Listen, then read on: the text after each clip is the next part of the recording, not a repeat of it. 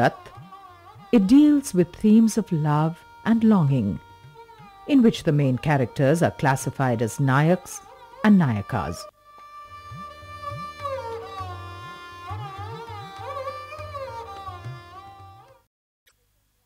They're not telling a story per se, they're capturing a mood, and they're capturing one individual's state of mind or state of heart, as the case may be. And that's not something we find in European paintings very often at all.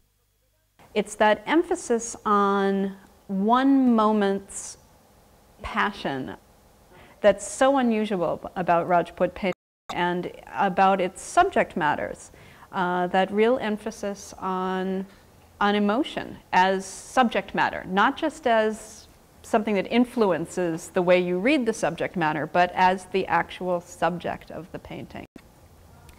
And that's one of the things that I think is really unusual about particularly Rajput painting.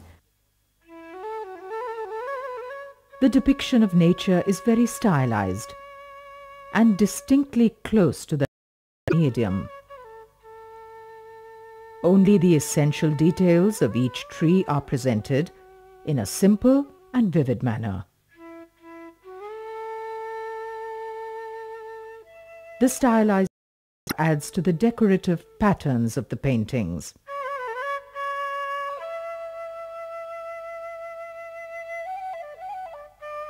The architecture is bold and massive and usually depicted flat and two-dimensionally.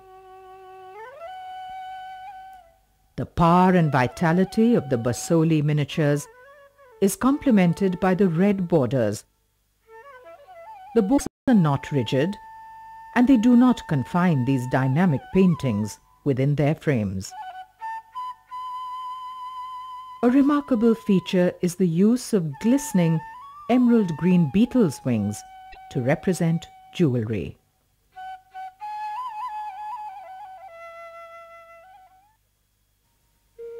The paintings of Basoli continue the angular features, large eyes, the animated gestures that are seen in the Jain manuscript paintings of Western India.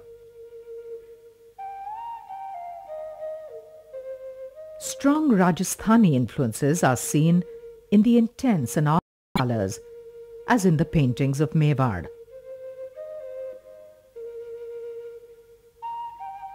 In the Mughal manner, the Basoli rulers are portrayed in the setting of their courts. Basoli paintings never cease to amaze connoisseurs of art. They are simple works, yet with a strength and vitality that is unmatched. In the words of eminent art collector Colonel R.K. Tandon, haunting dreamscapes, diamond-sharp images, hypnotic perspective distill an enchanting poetry. These Basoli miniatures have a compelling trance-like quality. They seem to obey a mysterious logic that flows from another universe. Superb colorists, whose stunning color contrasts seem to shock one to intense awareness.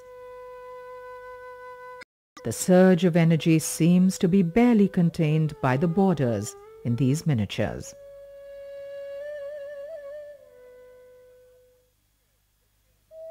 Around 1670, Kirpal Pal of Basoli married the daughter of Mahipat Dev of nearby Court. In the wake of this alliance, some artists shifted from Basoli to Mankot, where a school of painting developed. The Mankot style has the Basoli type of eyes and colors.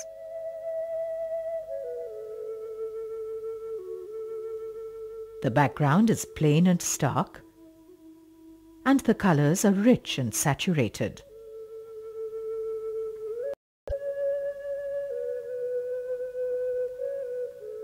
Mankot miniatures displayed dramatic movement and bounding rhythmic gestures.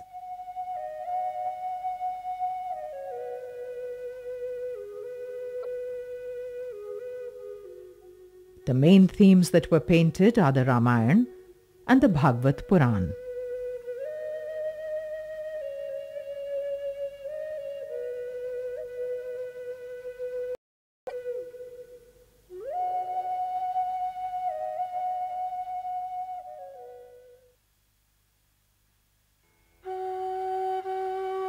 The picture of Nurpur was given its name to commemorate the visit of the Mughal Emperor Jahangir and Queen Nur Jahan. A style similar to that of Mankot and Basoli.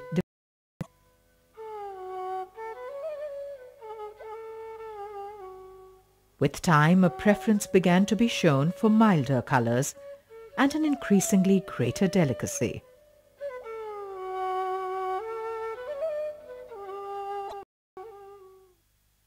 These very basic human themes of love, of fear, of the excitement, the rasa structure of Indian art, I think leads it to a feeling for it among a very wide range of people. And I think that these feelings open people to the art. Before they know it, it's the actual picture that they're reading, or it's the color that they're responding to as they feel the aspects of these narratives. We have series here from the Mahabharata that I found in the one picture that was the final battle scene. It wasn't until I looked closely that I noticed that they were actually conducting this battle with long leaves of grass. And the whole thing then suddenly became very surreal, something you might expect to find in a Kurosawa film, where death and the timeless tableau of karma playing itself out takes on this very surreal and, as I say, out of time dimension. Bound in the north and the east by the barren lands of Lahore and Spiti, the region of Kullu and Mandi had a distinct style of its own. These paintings are vigorous expressions. Like Basoli, the style